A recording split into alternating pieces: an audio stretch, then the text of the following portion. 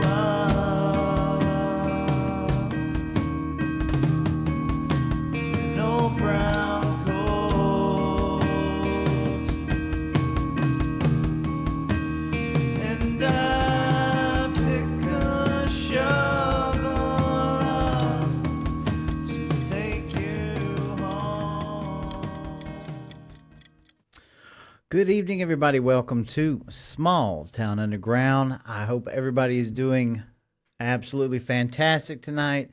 Welcome to the Wednesday night live stream. No doubt we got a lot of stuff to cover, and we're not going to stay on here all night. So please like, share, subscribe, send this out to groups wherever you have. We got some important information to cover this evening. I want you to get a pen and a piece of paper because you're going to write some of this stuff down.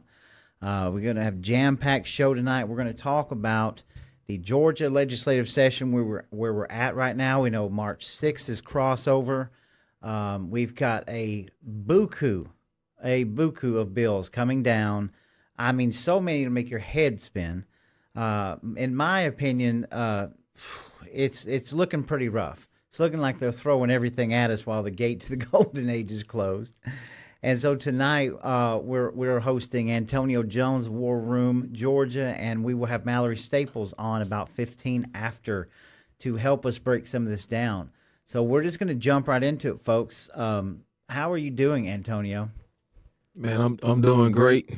Bunch of stuff going on. Trump had his first, official cabinet meeting today, which featured everybody. I listened to it for a few minutes. Elon Musk spoke. Took questions. I mean, it was just a great meeting, and to see all those guys in a room forging forward, to your point, to try and get us to a golden age. But there's a lot of work we need to stay focused on here in the great state of Georgia.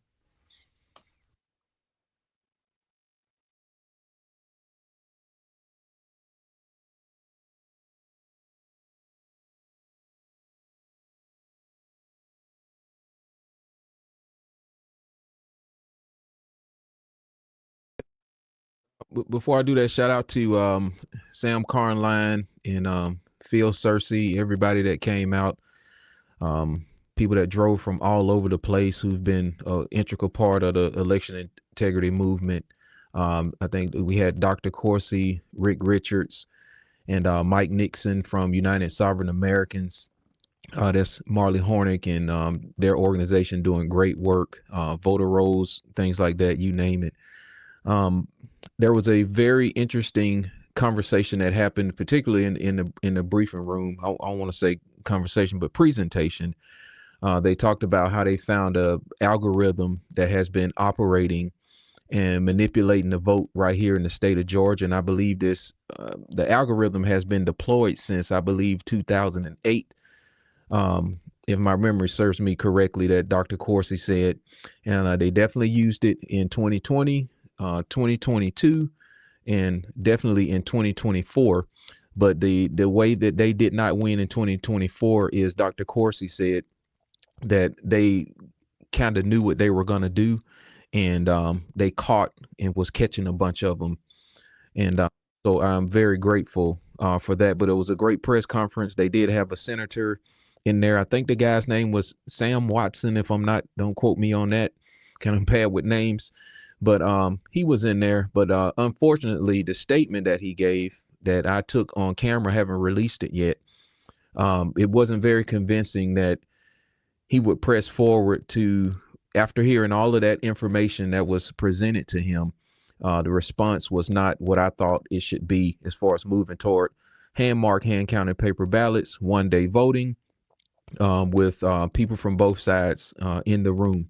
So, but nonetheless, Dr. Corsi did assure us that the Department of Justice is going to be getting involved, and some people are probably going to be going down as far as what he said. And I know the great people of the state of Georgia is going to be happy to hear that. And I'm excited to see what's going to be going on in the next couple of months, because the elections, that's where it's all at. It's the doorway to power. The establishment knows that. And a lot of constitutional rights and processes were violated the last few elections that we had.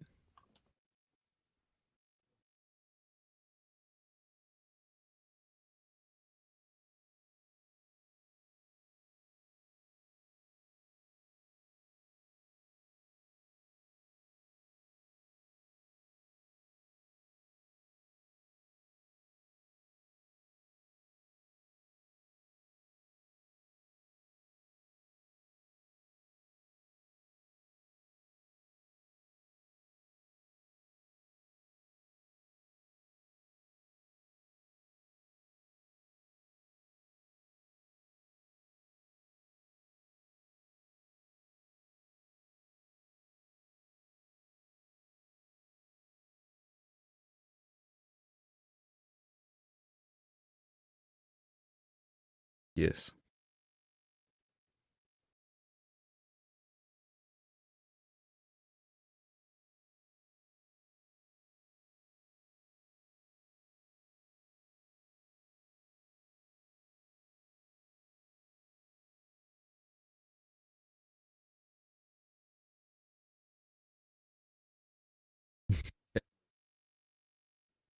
Yeah.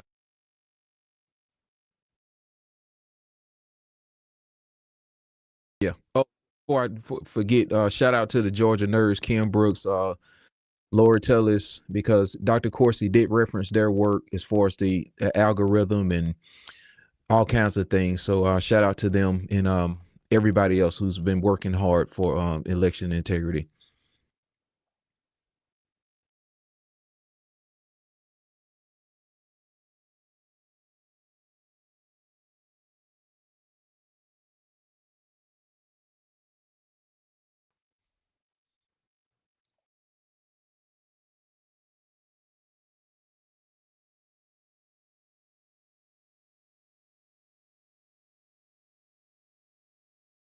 Okay, so shout out to Bill Quinn. He wrote a great, I want to say, comprehensive outline of tort reforms and some of the things that he found. And I'm referencing the Georgia record here, so I'm I'm gonna try to get through this quickly as possible, and that way we can kind of talk through this.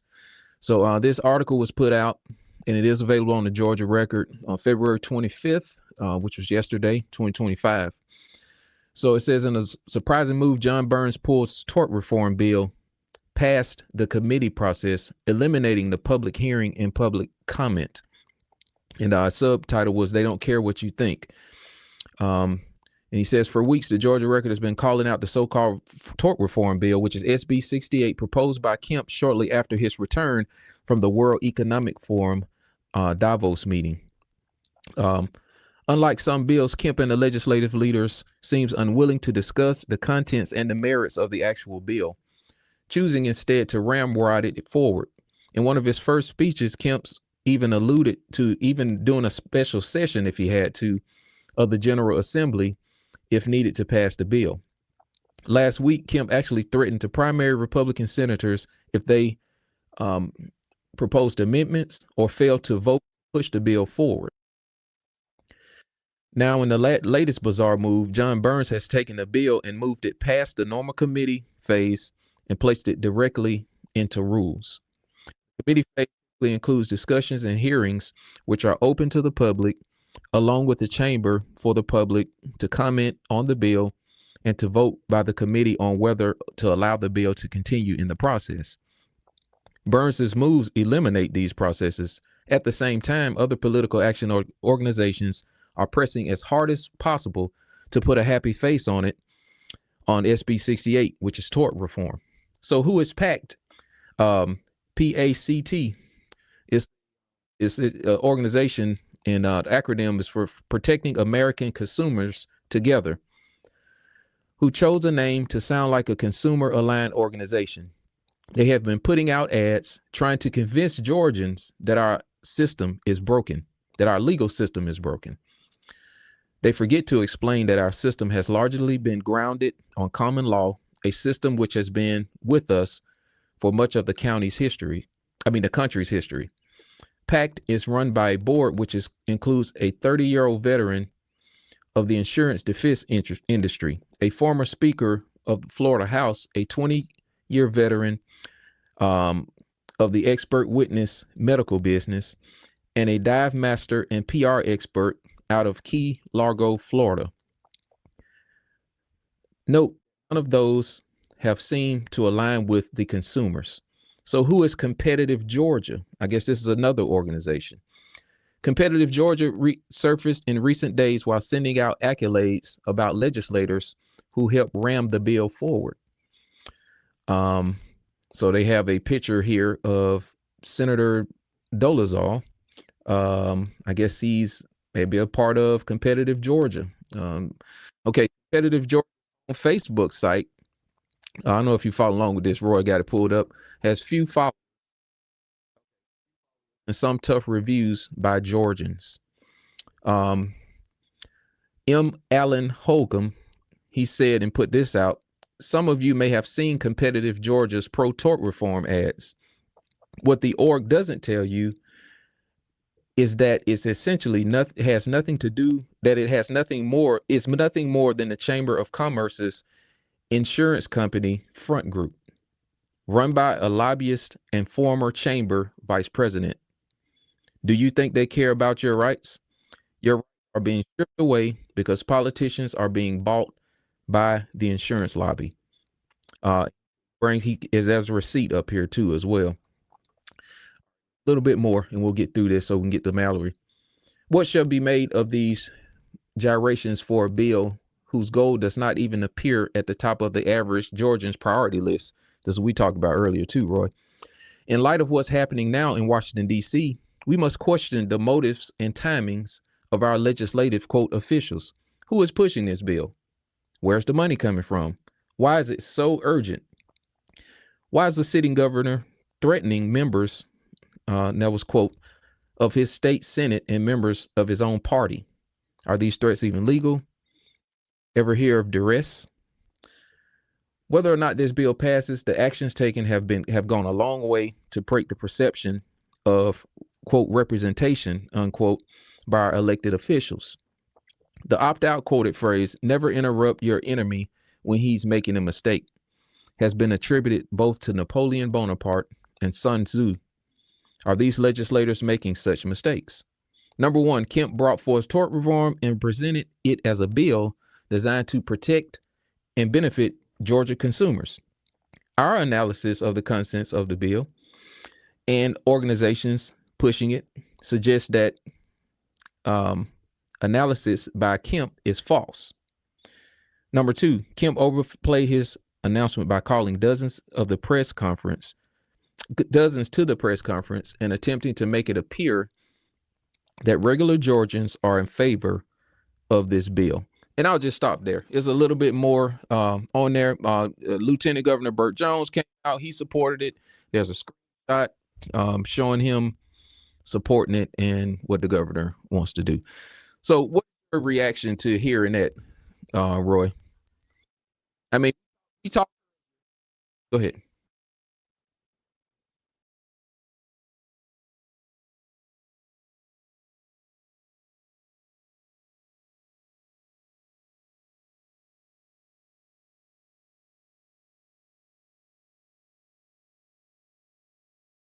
Yeah.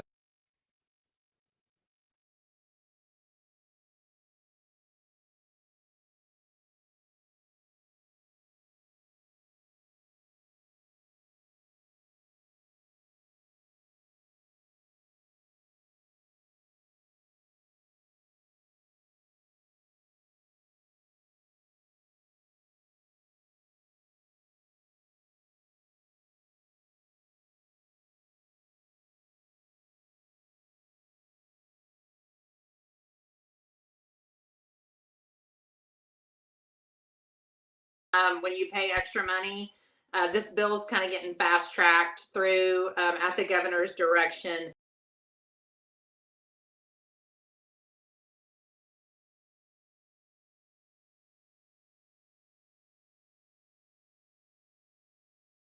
Able to show up and make comments and things like that. And it's gone straight to rules, which is where bills go once they've been voted out of committee.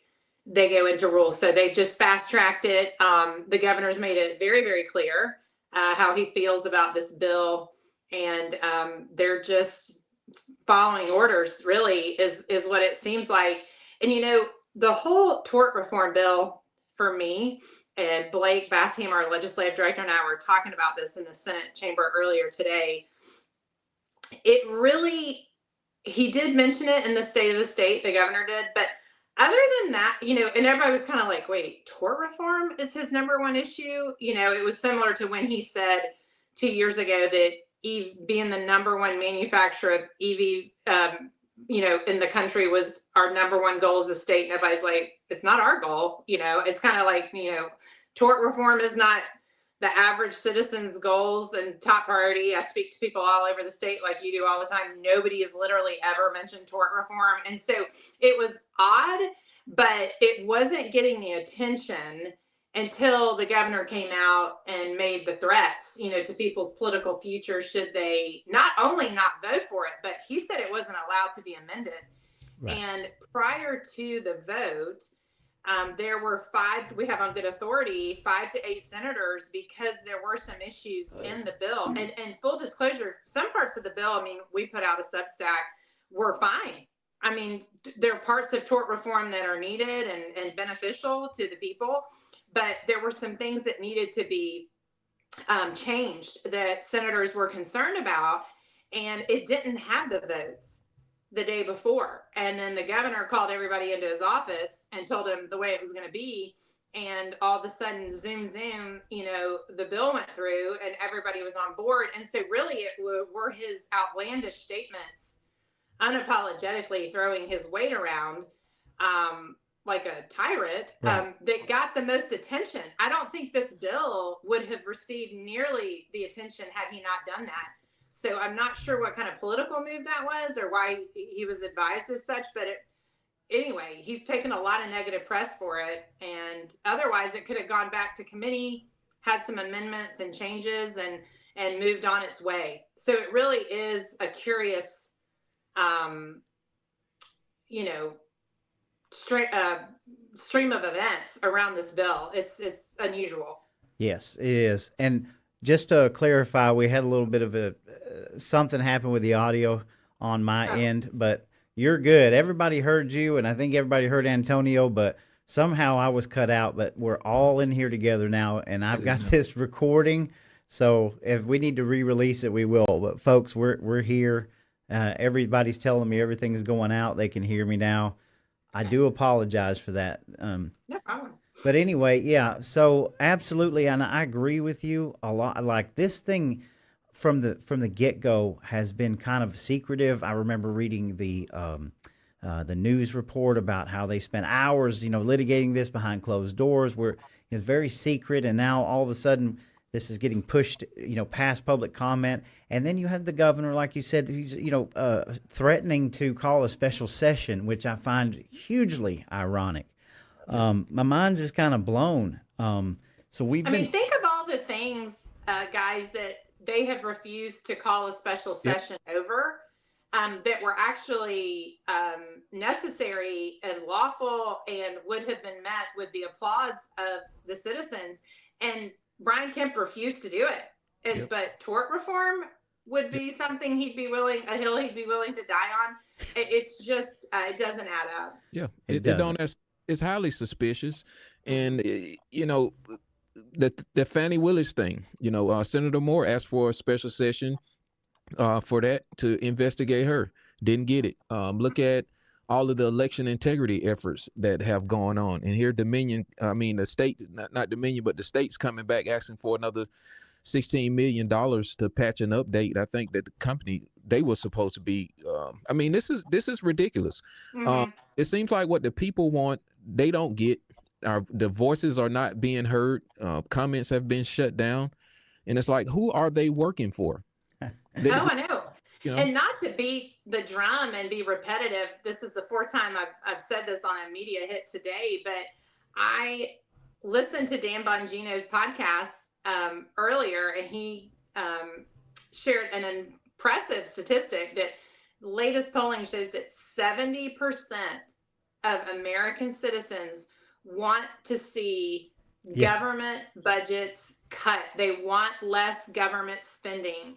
And as I was listening to that, I was driving home from the Capitol, and I texted you guys about this earlier, where I had just watched the Republican-led Senate chamber vote almost unanimously for the biggest budget we've ever had. Massive surpluses, massive debt, massive servicing of debt, and all but Senator Colton Moore voted for it. And you're just sitting there going, they feel totally unobligated to the people to do what the people want. It's like it's not even on their radar, unless they're campaigning. Correct. And they're in their districts. There's just a complete willful disregard. And it's, the people, the way we feel in Georgia is the way people feel all over the country. And that's why what President Trump is doing, and Doge and the rest of the administration, it is being met with such high approval ratings. But then you look at your state legislative body, and they can't spend it fast enough. And there is no compulsion to look and say, okay, we've had surpluses year after year after year. Let's go back, audit these departments and agencies. Let's see where we've got fat to trim. Let's return the money to the people. We've been through 4 years of Joe Biden. It has been hideous, and people are hurting. Everybody's lost money. Let's restore, bring it back, give money back, do better, run leaner. No. They're not even, it's not even a conversation. No. And they just tell you why it can't be done. It's insane. Well, Georgia is the breadbasket of the Southeast. Here we are. We have a governor that goes out over in Davos, hangs out, doesn't answer questions. And the only time I see the state of Georgia, the gift and the curse of sovereignty is, a state has a lot of power to operate on their own. But, our state is not aligning itself and orienting itself to take part in this golden age. And I think exactly what we're seeing is the World Economic Forum flexing its muscle, through our governor to make sure that we do not hit the golden age. Brian Kemp is the chair for the National Governors Association, and these are the kind of moves that he's making. The people voted; they rendered a verdict on November 5th on what they wanted. And if we look at the state of Georgia, our legislature turned around and passed its own Green New Deal and all of this other stuff. What was all of that about? They've been telling us all along the direction in which they want to go. When President Trump is here, a lot of these guys smile in his face, try to garner his endorsements, and they're stabbing the people in the back, Mallory. I mean, they are what their voting record says. I totally agree. No, it's rhinos. I totally agree. I mean, think about this. Y'all are both nailing the head, the nail on the head. Look, this state is Hollywood, California. It is nothing but what we see is it's like a globalist push, right? A corporatocracy in the entire state. To me, it feels like that they just want to bulldoze down the communities anywhere that families are, and they just want to put chemical factories and car plants and casinos all over the state. Like they're not focused at all on the communities and family people. I mean, not to even get off subject, but the story just dropped a couple of days ago about even the Miss Georgia pageant. They're for the first time ever, they're going to allow like a transgender to compete with these women. And I'm like, how is this any of this the golden age? They've slammed the doors completely shut. They're not paying a bit of attention to any of us or anything that would promote America first, and it's the craziest thing I've ever seen. I don't even have words for it. It's just absolutely insane. And the governor is the chief magistrate. He's the senior law enforcement officer in the state. Trump ran on mass deportations. Have we heard anything about curbing the illegal aliens? Georgia is a sovereign state. We have our own constitution. And plus, the United States Constitution is the supreme law of the land. It has provisions in there. It says what needs to happen. I don't see any speak coming from the governor encouraging local law enforcement to work in conjunction with ICE to get rid of illegal aliens. Part of the financial crisis that we have here in the country is illegal immigration because it causes inflation. We're paying to house illegals, transport them, food stamps, put their children through school. This is all happening on the back of medical education. I mean, the list is long. Cell phones. Gaming systems. It's absolutely unbelievable. And then you have January 6ers who are still in prison here in Georgia. Because leadership here is refusing to comply with the EOs from President Trump. Yeah, Georgia, the big lie is that Georgia is a conservative state.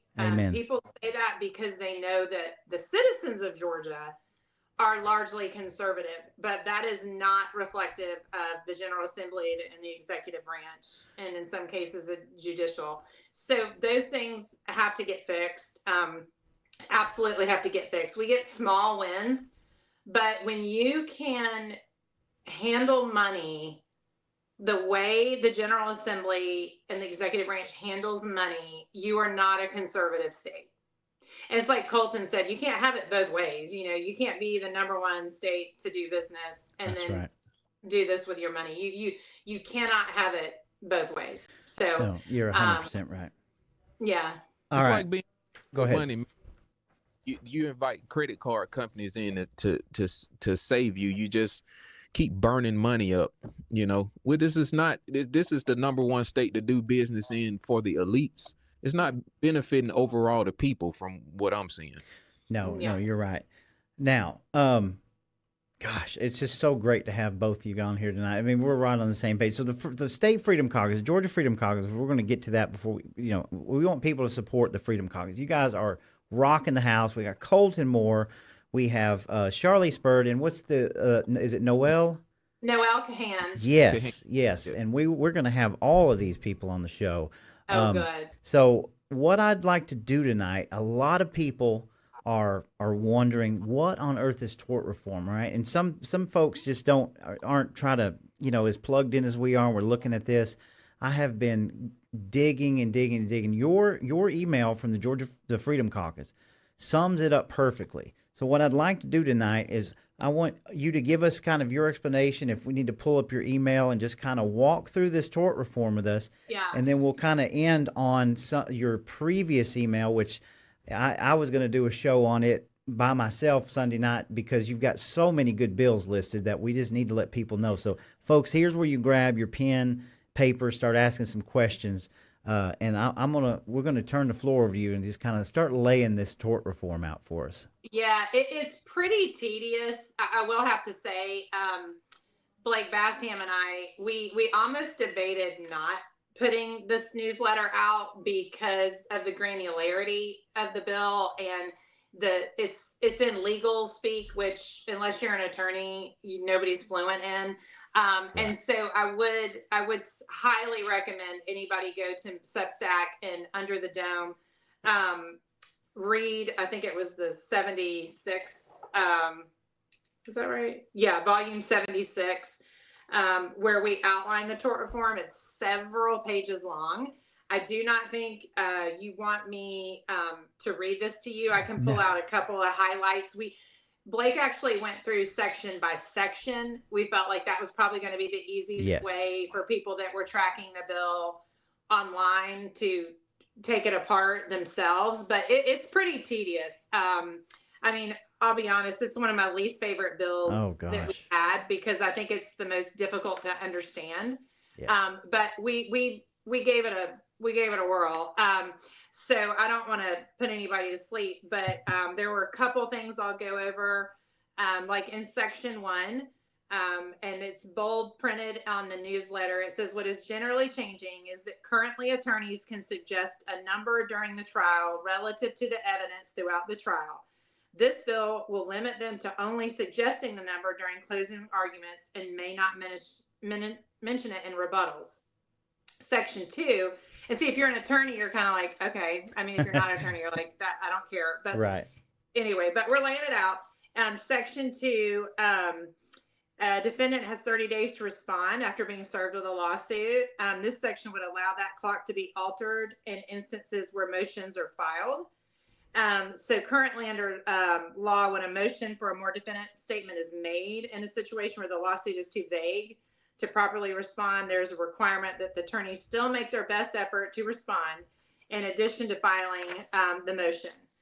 So this removes that best effort response requirement. So we didn't think that was a good thing. Section 3 tightens the window which a plaintiff may dismiss their own case with the court's permission or agreement from the other side. So this would be a dismissal without prejudice unless this is the second time they've sued over the same claim. Then it serves as an adjudication. So, I mean, is anybody still awake? Exactly. And then, like, I'll jump to section 5. Currently, whether someone is wearing a seatbelt, this was kind of a big deal. Like, I know for Colton, this was like the biggest deal in the whole bill. Currently, whether someone is wearing a seatbelt, theoretically, is not allowed to be used against them in court. This section would reverse that, allowing it to be used as evidence and be used in determination of damages. Wow. So that hit like a nerve with Colton. Section 6 is pretty verbose. 7 and 8 are too. But if you jump to where we say our position, we kind of wrap it all up here, and it says regarding tort reform, there's some much needed action, and we fully support reforming premises liability in Georgia. People get sued for ridiculous things, and it's the fault of the current law and precedents thereof. That is section 6, and we are fine with and support that section. We're also fine with 2, 3, and 4. We are concerned about section 1. Preventing questions about damages in any way during jury selection and limiting references, therefore, to closing arguments means you are not getting a full fleshed out jury selection process, and that risks having crazy people with crazy views on the jury, and that honestly could hurt both sides. We're concerned with section 5, as I mentioned, that Colton, this was his hot spot, allowing seatbelts to be used in the lawsuit. The idea that someone could be sitting still, get hit, and then have justice denied to them over a seatbelt is unsettling. We do not need the everyday citizen to get nitpicked unfairly over something they had no effect on the incident. Section 7 was greatly improved, so that was okay. Section 8 provision to create a phase trial is something we are strongly against. Requiring the everyday person to hire expert witnesses 3 times and pay 3 times the attorney fees is 100% designed to make it very difficult for the everyday person to take on big corporations. Other folks like at the Capitol, they can afford high dollar lobbyists. So we felt like that was attacking the people and very, very problematic. So overall, we acknowledge there's some good parts to the bill, but bad parts too. And the governor made it very clear that he's being subservient to special interest groups by, dropping the hammer on anybody who even tries to amend this bill. Wow. So we couldn't get behind it. I mean, really for that reason alone, but it stops the due process of how our bills are created and developed and transformed. And when you pull all that process out, we can't get behind a bill like that. So that's kind of the nutshell. And again, we had as much of an issue with the governor's statements as we did the bill. Oh, yes. Now, let me ask a quick question here. Something I got to thinking about today. Is this the only state that is pushing tort reform, or is this one of these bills? And the reason I ask is because the governor, just like you said, he's not willing to compromise on any of the stuff. They're going to push this thing through. Is this some sort of a multi-state tort reform that's being pushed by like some, NGO or something? That's so funny you asked that, Roy, because we are the State Freedom Caucus network. So we have states all over the country, and not only with this, but with most of the bills that we fight, mental health, gun, de facto gun registration bills, we see them, AI, digital ID, that type of stuff. We see them all over the country at the exact same time. Yeah. So that's a very important point.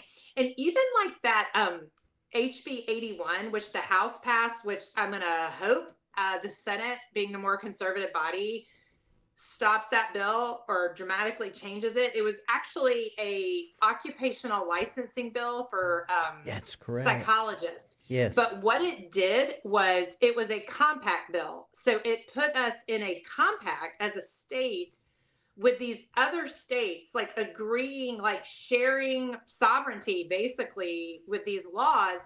And some of the states were super liberal states like New Jersey and Colorado. I mean, it was a bizarre coupling, and we would never want to subject the citizens to Georgia to these woke, states and their leadership, especially like psychologists that are coming into our schools and, their metrics and policies or whatever. Absolutely no. And what made it even stranger, I'll never forget Charlie's calling me and being like, "You're not even going to believe this, Bill." But if there was consternation or just, issues that had to be mitigated or litigated or whatever around these issues of the licensing with the psychologist, you actually have to go to DC to do that. You don't even do it in the state of Georgia. And it's just bizarre that we would couple ourselves in a compact like that with these other woke states. So it just speaks to that more nationwide effort to pass some of these initiatives. We're definitely not in like a microcosm in Georgia, just here. We see it across the country, and we have eyes on that because of the network. And actually, Blake Bassiam, who's our legislative director, who's an absolute genius, y'all both know him, he serves the entire network. So he reads bills for all the states throughout the whole year. And I mean, we have him to ourselves here during session in Georgia, praise the Lord. But he reads bills for all the other states too. And he sees that continuity in these legislative efforts. I'm seeing it more and more and more. You said, Mallory? What, Antonio? That was HB 81? Yes, HB 81. Yeah. And it passed the House. And Noel and Charlize were the only 2 no votes on it. Wow. And so a Republican carried this bill that we're speaking of? Yes. I mean, it's a clear shot at state sovereignty. Mm-hmm. A Republic It is. And not correct me if I'm wrong too, but this same thing is in that horrible school bill that they're pushing right now, right? That Oh would my God. allow HB 268. 268. So yes, go with that one. Both of these bills are really parts of HB 520, which is the cousin of HB 1013, the mental health bills that the Freedom Caucus has fought tooth and nail for years. And so what they started when we beat HB 520, they really started dismantling it and putting it into other bills, and in some cases, actually not even legislating the bills, but just appropriating the funds to do what they wanted it to do. They've been very, very, very sneaky. But yes, HB 268 has several components. It has that big brother surveillance aspect of the mental health bill. It has that large statewide database component.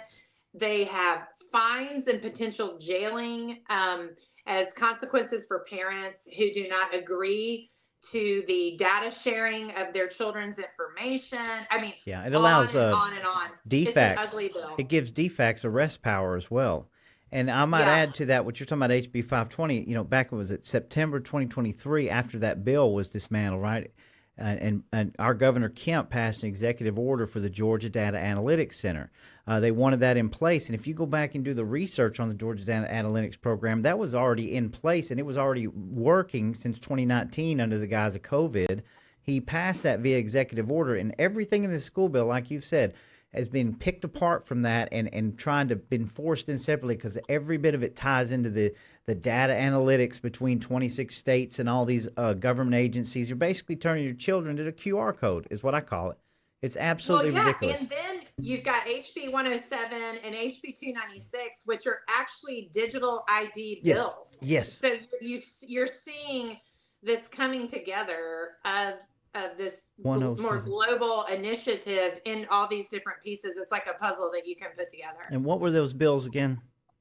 HB 107 and 296 are digital ID bills. Yes, and I know that you could have even went last year to I think it was the Department of Motor Vehicles. They're pulling this thing out in phases. All right, they call it digital ID phase 1, 2, 3, and 4, and basically it's like a volunteer phase. And this is their push. They're trying to get this legislation enacted so it becomes law. So before you know it, it's not a volunteer program, and we're all going to be transformed into a digital ID. It's absolutely incredible. Mm-hmm. It is. Okay. I don't know where y'all went. Hold on. I don't know either. I'm looking for you, but we still got audio coming in. Yeah, you still. Okay, that's so weird. My apologies. It's okay. Interesting. Yep. Okay, we'll keep talking, and I'll just go back to. That's so wild. I don't even know what happened. Huh. You know what this sounds like, Roy? What's that? We're getting blitzed. Yeah. And it's just the way that we're getting blitzed with all of this stuff. And they're just putting their agendas that's just spreading the field on us. And they're just blitzing. Yep. And so all the bills that we're listening at, Mallory, is being basically carried by Republicans. All of them, yeah. Okay, we're going to get some names, Roy. Oh, we're going to have to. I mean, this is insane. So I mean, the gun registration, that de facto gun registration bill, the gun safe bill, we killed that last year. They brought it back again, HB 79. Yes. They can't help themselves. They cannot help themselves. Mm-hmm. So I know, we've still got a little bit of time, and I'm going to check comments, but wow, what? Okay, let's just break this down here. So we live in the state of Georgia.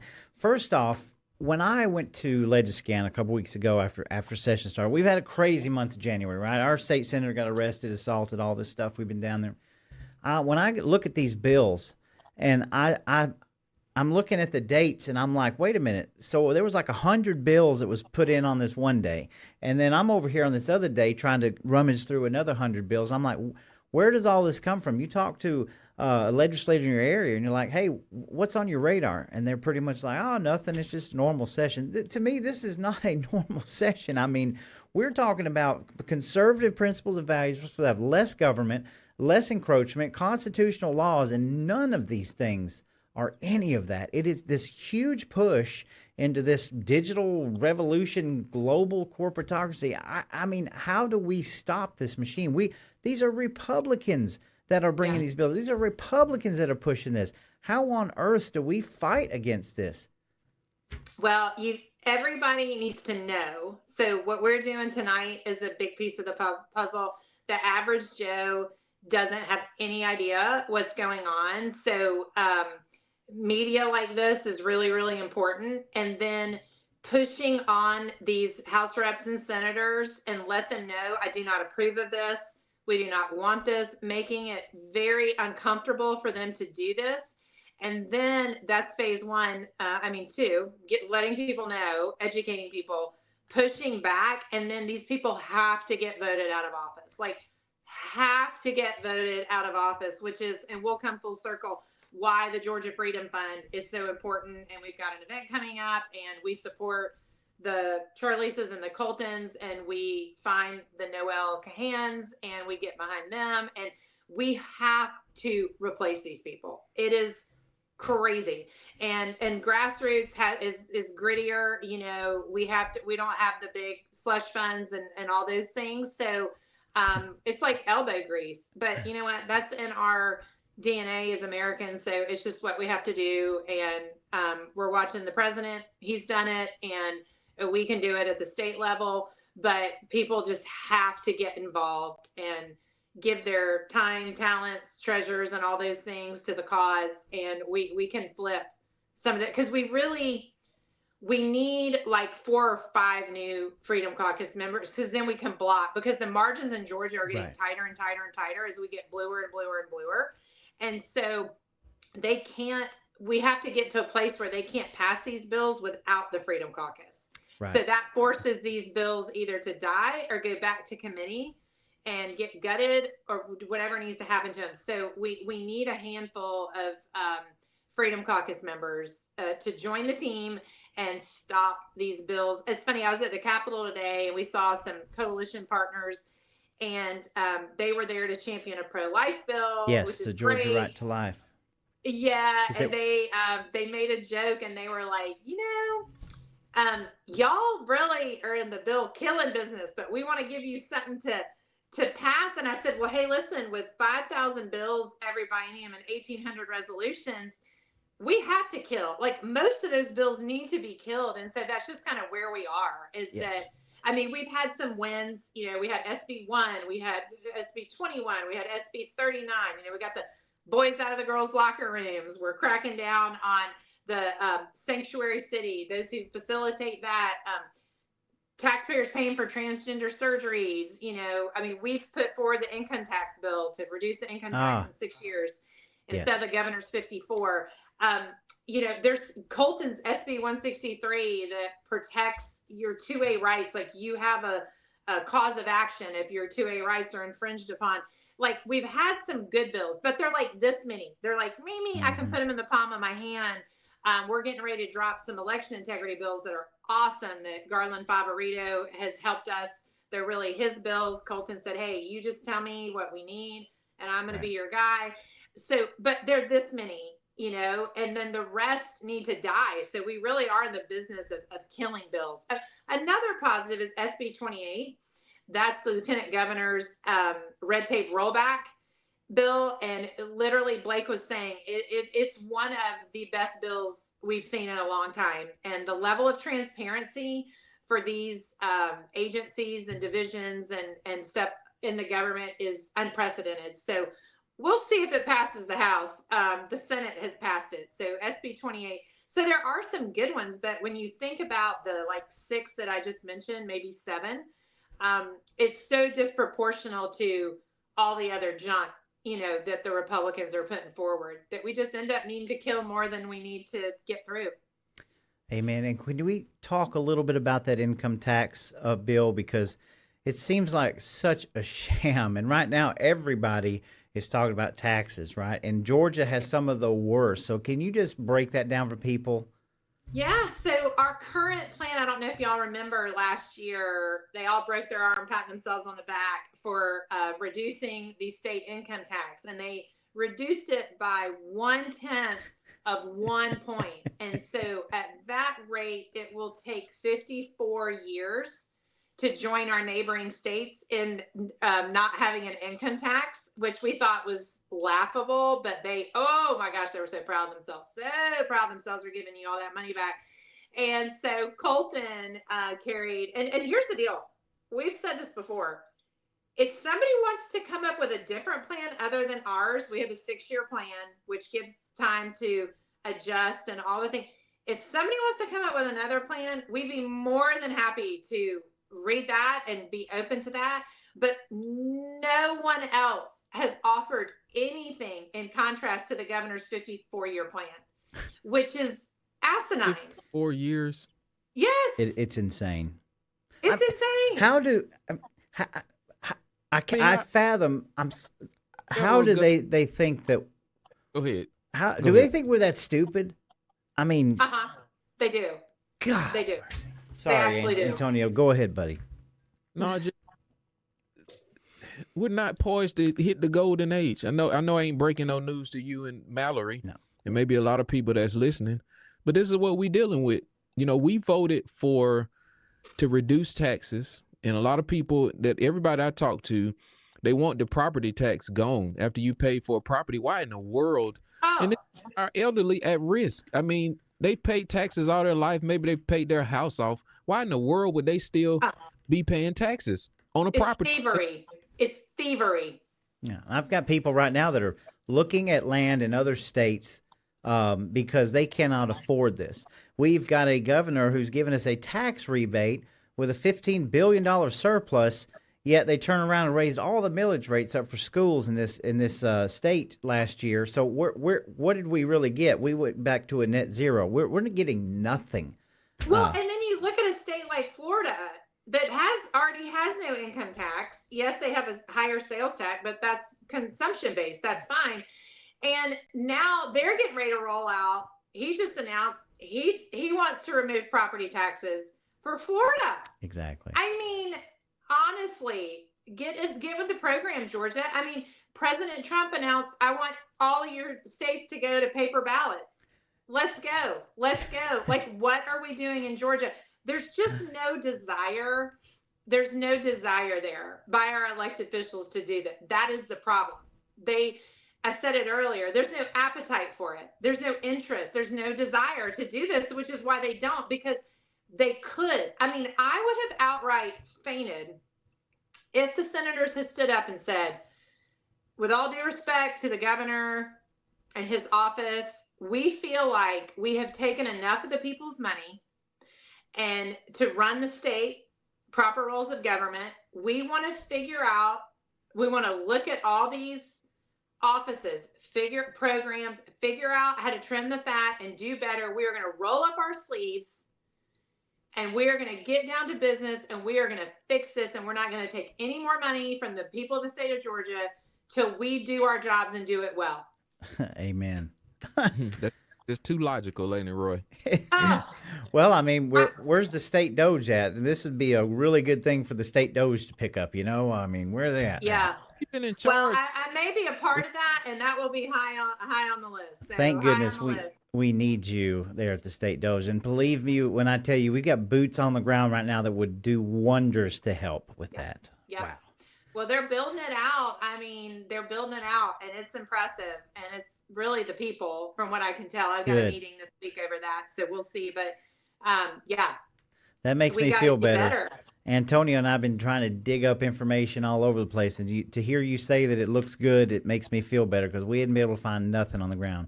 And there was a link. Oh, okay. I can help you with that. Yeah, let's talk Doge. Let's tell everybody.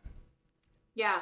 Well, there's two guys. Can I come back and do that after I've met them and talked to them and everything? I'm doing that on Friday. Sure. And from what I understand, they're looking for people in every county. It's people led, and you use the AI to do open records requests at your county level for XYZ, and then you take that. I mean, they kind of got it figured out from what I can tell, and they're great guys. So I'm excited. I will let you know, like, stat on Friday, and then we can go public and drive people into that. I just haven't met with them, so I'm a little like, oh, let me be sure. That's but good. It looks really good to me. There was a link floating around last week, right? It was I don't know exactly if it came from the Tea Party or what, but it was like a link to get in touch with Doge. And man, we jumped on it. We sent it out everywhere. And then all of a sudden people were like, hey, this is a dead link. And it didn't go anywhere. Oh.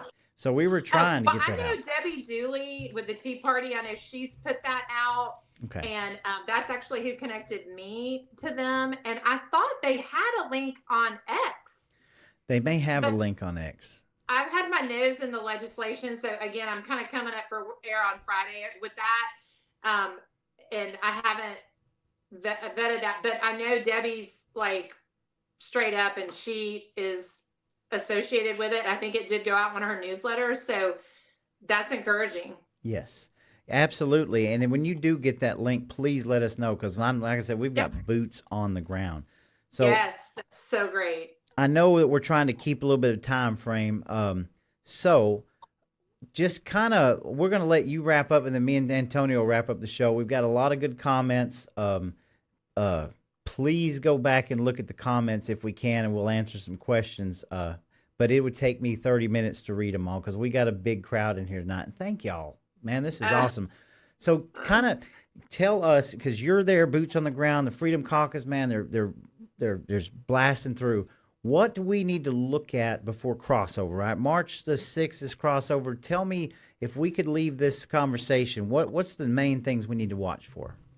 Well, I really need everybody to subscribe to my newsletter because Blake, because like my last newsletter was like bills to watch, like very, very pointed.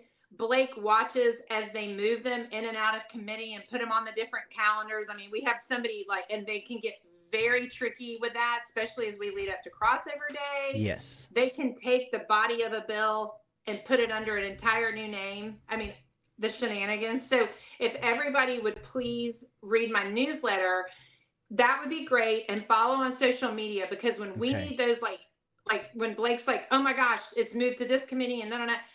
And we put the numbers up for those committee members, we need everybody to like stop what they're doing and call. Yes. And so if people could, for the rest of session, follow that, my accounts on Facebook, Instagram, and X, and my Substack, we will in real time fire that stuff out. And then we just need people to be willing to call. Yes. That's huge. What is just that making link? The calls. Yeah. Pressuring these reps and senators to do the right thing. We are going to have another day. I'm not sure exactly when that is, but you guys will be top of the list to let you know. You were so ridiculously amazing planning the Support Colton Day. Just kudos to both of you. That was so awesome. And we want to do another one of those, which is, totally appropriate because they've done nothing to vindicate that unlawful constitutional civil right infringing assault and arrest on our most conservative senator in the state of Georgia. So really that would be the ask, is that people just give 10 or 15 minutes on these days where we need people to call, and they call. And then on the occasional, hey, we need to, like, if it's that HB 268 bill, we need people to show up at this committee if they can. If people aren't working or picking up kids, and we need warm bodies in a committee meeting to say, we do not want this bill to even come to the floor for a vote, because that's when we have the greatest success at killing bills, is in committee. I agree. When it comes to the floor. Can you tell me that link? I'm going to type it in right now and get it up on the screen that they can follow your newsletter. Oh, so it's on Substack. If they can, and it's linked on, if they go to Mallory Staples, Georgia, on X, Instagram, or Facebook, my Substack is linked in my profile, and they can just click it on there. So Mallory Staples, Georgia, on any of those, and it'll take them over to Substack. Okay. And at the bottom it says subscribe, and we don't overdo it. Like, it's like a couple of emails a week, and they're agree. Really, they're packed full of stuff. We try not to bother people and fatigue people, but But that would be amazing. Yeah. So Mallory Staples, Georgia, all those platforms. Thank you, thank you, thank you. And again, just being willing, you can do it from home. Yes. In your jammies with your coffee, make the phone calls. It makes a very big difference. When those phones start ringing off the hook, they start getting like sweaty. So we need people to do that. They need to. And I'm going to tell y'all just because, and I'm not trying to suck up here either because I've been following Freedom Caucus for a while, but when I get the emails in, you can't ignore. It's straight to the point, exactly what it is. You need to get signed up. So we're going to make sure that we get these links out because I want to stress what kind of a coordinated effort that this needs to be. It can't be coming from the same 2 or 3 people, okay? Yeah. In order to stop this, we have to get an army of boots on the ground because they are literally taking this state over with nothing good for us, okay? And we have to get involved. And I'm telling you, I have done podcasts live where I have called 5 or 6 of these representatives and blessed them out. And I am, it takes talking to your own legislators, whether you can't stand them or not. They need to know what your name is and who you are, and you need to have a conversation with them. Yeah. Gosh. Yeah, we do. I mean, you add your own flavor, Roy. You go right ahead. But we always tell people, be respectful. Absolutely. They're not smarter than you. And literally, as a constituent, all you have to say is, I do not agree with this bill, and I'm asking you to vote no. We do provide the context for what's wrong with the bill, and we try and be very concise with that. If you want to, talk it up, you can. But really, your right is to just say, I do not agree with this bill, and I'm asking you to vote no. Right. And that's enough. And to get started, and when you're a veteran like you are with it, people can get a little more verbose and really, take it down. But for those newcomers, that's all you need to say. All you need. I didn't mean to say I bless them out. Like I talk to them like normal human beings, right?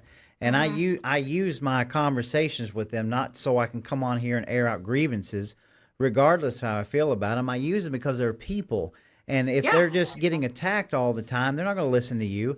But I want a conversation with them outside of all this media stuff because I want them to know. At the end of the day, I'm a voting citizen, and you live in this community too, and we want the best for this community. So That's right. Wow. Yeah. Well, Antonio, you got anything to add? No, just a big thank you to Mallory and the work that she's doing. I mean, a couple years ago, I would see her reports of what was going on at the Capitol coming down the stream and everything. And we need more people to get involved, like you guys are saying. Freedom Caucus is they doing a big bench press for the state of Georgia, but everybody needs to support them and follow her. She's got some events and everything coming up. I'm gonna try to make it. I think they're doing some fundraisers and stuff like that. Organizations like this, even though they don't ask, it's always good when you guys are able to donate to what they're doing. It makes things easier. Yeah, can you give us a donation link for the Freedom Caucus? Yes, it's in the newsletter. Okay. Actually, it's at the top of every newsletter, and All right, good Thank deal. you. We're going to make sure and share that. So what we're going to do, Antonio, stay on because we're going to get ready to end the show tonight. Mallory, thank you so much for coming on. We look forward to having you again, and we want to work and support you guys, and you know us. We're going to be there. Like I said, I could have been down there every day this week. I was supposed to be there today with like 4 different groups, and but we got to work and we got to take care of our families. But thank you for coming on for such short notice, and we're going to get more people headed to the Freedom Caucus so we can get on the same page and we can really make a difference. Oh my gosh. Thank y'all so much. Both of you are amazing. And Antonio, this worked out so brilliantly because Antonio and I have been trying to connect, and I'm such a spaz during session. So this was perfect. Well, I got to send a shout out to Christina Benjamin because she's the one that gave me the idea. I was sitting there and she said, because I'm telling you, that email had me tore up. I called him the next day. I was like, man, I'm doing a whole show on just the Mallory Staples email. And Christina had messaged and said it'd be cool if you got Mallory on. So I said, you know what? That's a good idea. And I just texted you and you came on, and me and him were already going to be here tonight. And thank you for the tort reform because, man, people don't understand this, but it's a lot to get through. All Well, right. y'all are the fuel in our engine. We run on the grassroots, so we literally are nothing without you guys. We would be like the 6 of us knocking around in the Capitol with all the sharks. That's right. So we only work because of the grassroots. Yeah. So And all we it's funny, need. somebody said to me the other day, he was like, "Hey, you need to be careful. I see you around some of the sharks." I said, "Hey, I'm only around sharks." Like that's like Yeah. unfortunately what Georgia looks like. So that's what we swim with every day. Yep. He just started laughing. We just need to win that Georgia lottery so we can up this ante on all this. Ooh, don't we though? Don't we though? Well, y'all have a great night. Well, thank thank you so you. much. Thank We'll you. talk soon on the Doge stuff. All right, I All right. appreciate you. Okay. Good night. You too. All All right. right, Antonio. Wow, I know it feels like we could have talked for 2 hours on this stuff. We didn't even scratch the surface, right? We didn't. We got tort reform. She blazed through those bills. I wrote down at least 5 of them. Well, no, I wrote down at least 6 of them that I want to look at because we have to start putting up who's associated. This is just for me. I'm talking to myself right now. Right. To help simplify for the public because, like she said, people are picking up kids, they're doing family stuff. And, I'm trying to do the best job that I can, being a husband and business owner, just, and all the stuff, doing church and stuff in between. But I want to try and do a better job at, putting stuff up, getting the information, simplifying it, saying who's associated with who, maybe putting their phone number up. And like she said, you guys give them a call, let them know, just tell them vote no on this particular bill, keep it short and sweet. Now, Yeah. if they go ahead and vote for it, then, maybe you call back with an attitude. I don't know, but I'm respectful. And I also want to say too, like we're gonna have a great year. We've got some good stuff planned. We're looking at Patriot Camp Out. The summer's gonna be awesome. But guess what? That's during the off time. That's during the off time when there's no session and everybody can come in on a Saturday and have a great day and we can have these wonderful speeches. But right now is when the legislative session is in, and right now is when we need boots on the ground more than we've ever needed them. And it doesn't mean you have to be a superhero. It doesn't mean you have to go to the Capitol. But I want everybody out there to be ready and be focused. That if you don't want these bills, these digital ID bills and this school bill that's just a machination of HB 520, you are going to have to participate and make some phone calls and send some emails. And we've got these things linked up, man. But they need to hear from us. Your legislators need to hear from you. I mean, they're hearing from us. We're chasing them around trying to ask them a question. They're running and hiding behind a door. We need people active in this, man. We've got to show them. So. And a shout out to all the Patriot groups too on Facebook. Yes. I know sometimes I'll get a video done and, maybe it's, I'm posting the videos in every group, just trying to let people see other people. And we call them these bandit videos. Roy, we work together whenever we're at the Capitol together, and he helps and I help him. And we try to get as many people, from the public on there to let their voice be heard. But just thank you guys for letting us being able to post our videos of the work that we're doing to expose what we need to expose and bring awareness to things that are going on here in our state. Yeah, absolutely. And like I said, we're going on about 1 hour and 8. So awesome comments. I don't know if you've seen any tonight. We're not going to be able to read all of them. This is by far the biggest show live that we've done, but so many people in here with so much good information. We're going to try to get back to you guys in the comments. I think the larger the show is, the more impossible it's going to be. And I'm so sorry, guys, about the audio issue. It was my fault. I had it turned off and on the wrong one, but I'm recording this, so we'll re-release this for the beginning. I hope we didn't miss a lot. But man, Antonio, as always, you get the last word for the night, brother. Hey, Georgia, it's this simple. We either going to enter the golden age or we're not. This is going to just prepare your minds right now. This might get very, very difficult, and I hope not, but this might get really kind of nasty. But you guys continue to show up and call your leaders forward, whoever they are, to run for whatever top positions in this state.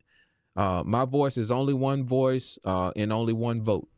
My job is to try to frame stuff, make sure that we put up information, and that way every person has the opportunity to vet the information themselves and then make the best choice.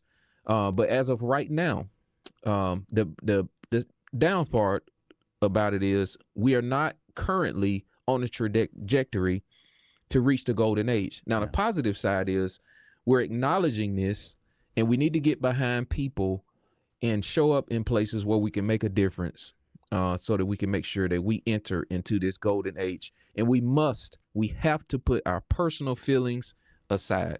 Get with somebody you can chop wood with, but just make sure that the focus and the target is the target, not attacking the person next to you, just so long as they are focused on the Constitution, God, family, and country, and doing the best thing that's going to benefit our children and the future of this nation. Well said, man. Well said. And I'm not going to keep you. If you need to go ahead and go, you're more than welcome. But thank you so much, man. It's always a pleasure.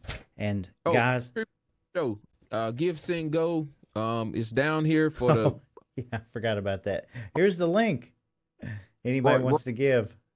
And me too on War Room. That's right. We always forget because the information that we putting out always takes priority. Yeah, well, as Charles Stoker calls me a simpleton, somebody who doesn't like money, and I can't stand money, but we need it. We have to have money. We have to have funding, and I'm going to say something right now.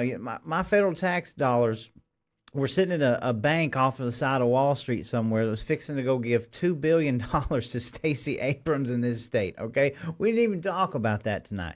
But my God, y'all, they're fixing to give Stacey Abrams $2 billion. We need all the help we can get, these grassroots media. So if you have the ability to give, head to that link and support me, support War Room. He's got links because we are out here on the ground, man, trying hard to bring you this information. And I know, guys, we didn't get to go through all these bills like we ought to, but we've got a really bad school bill. We're watching this tort reform go through and out of the public eye, I might add. The digital ID stuff, people called me crazy a year and a half ago when I told you that they had already softly implemented phase 1 of the digital ID. Well, here it is now, okay? Here it is coming through our legislature. And we, we've got some... For that one too, Roy. I don't know if I wrote that one down. That was, let's see. It's one of these two. I think it's HB 107 and 296. I'll double check.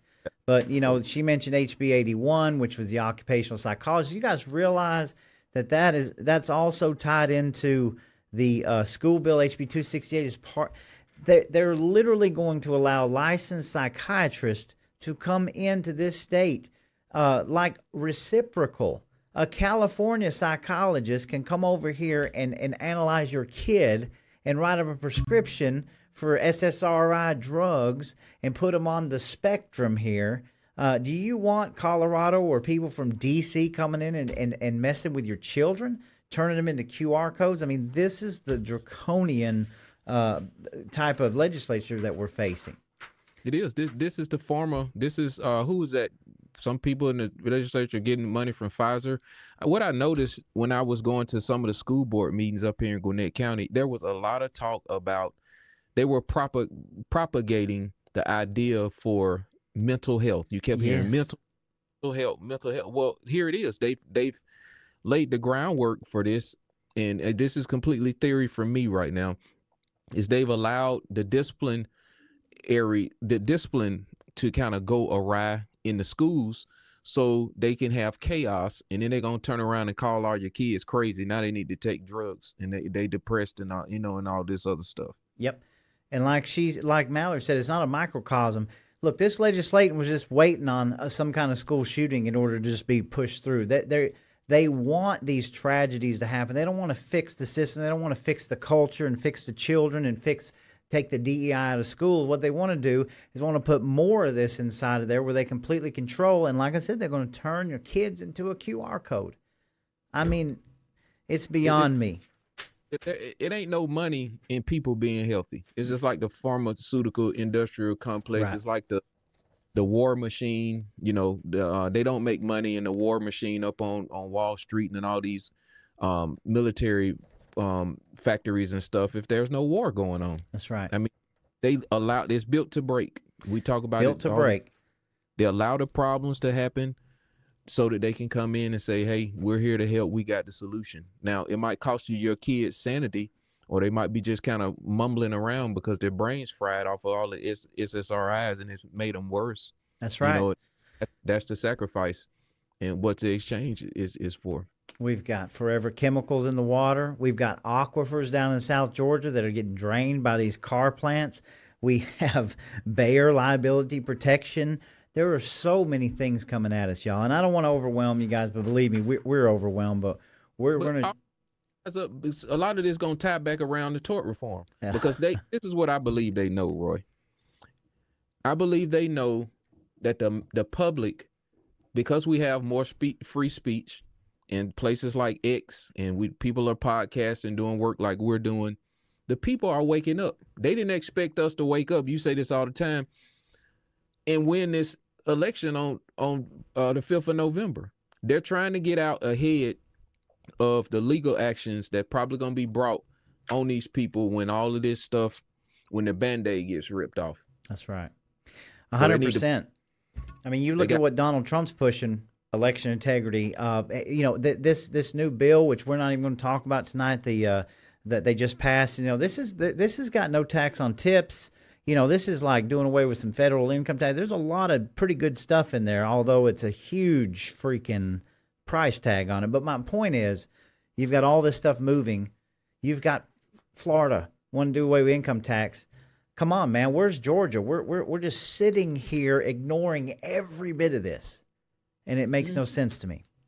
Well, our governor went over to the WEF. And I just think that this stuff is trickling down through him. They got to destroy the brick. Georgia is still a great place. And I think that they know that. I mean, I say they, people like these globalists know it. They have to destroy this place and leave it in shambles like they did out in California. Like this place was literally on fire, like you said. Yeah. But they want that to be the case in Georgia, you know?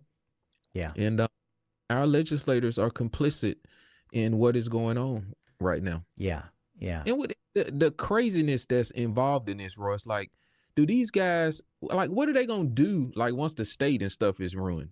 You know, they're going to put up a fence and say, you know, live in a gated community while your state is, like, literally getting destroyed. This is insanity. You know what I think they want to do? I think they want to pave, you remember that song, Pave Paradise, put up a parking lot? Well, they want to pave over your community and put up a casino. I mean, that's what it looks like.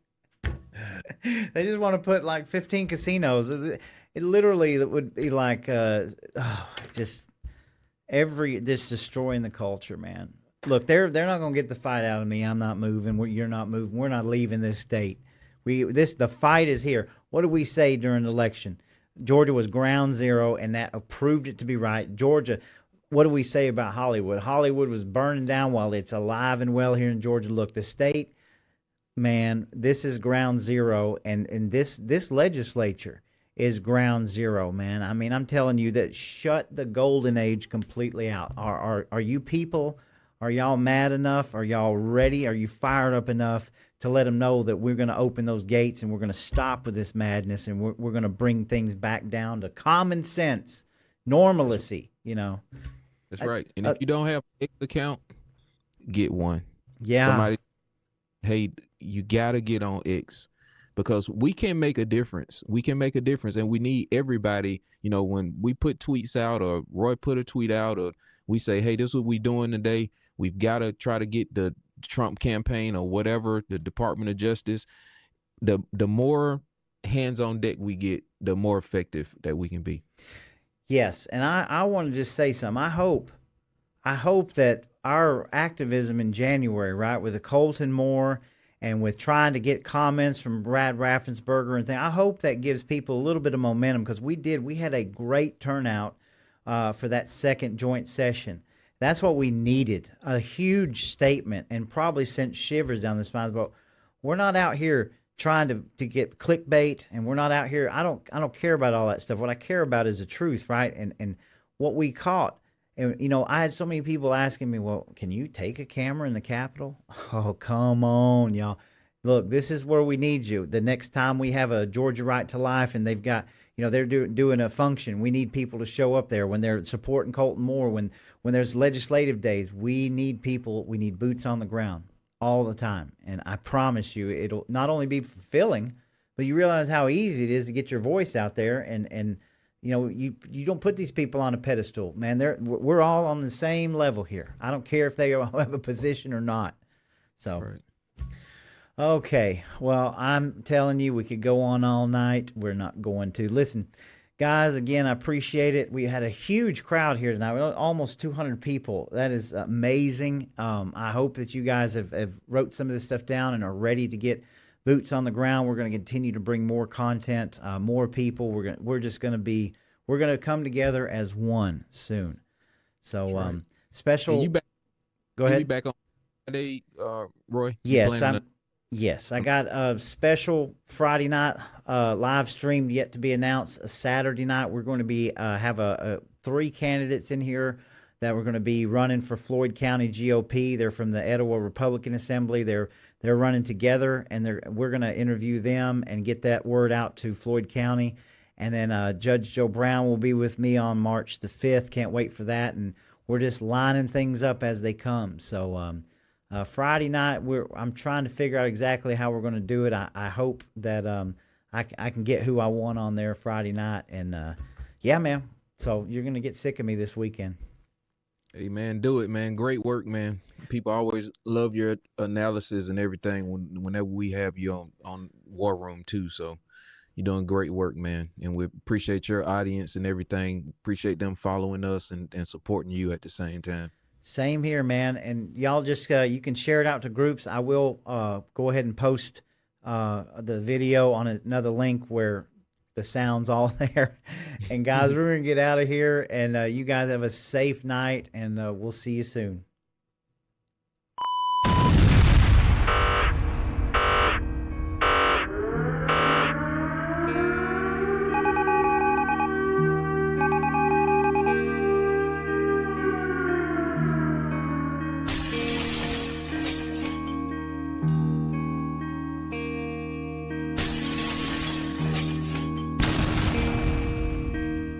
Legislature legalized unverifiable voting in 2000.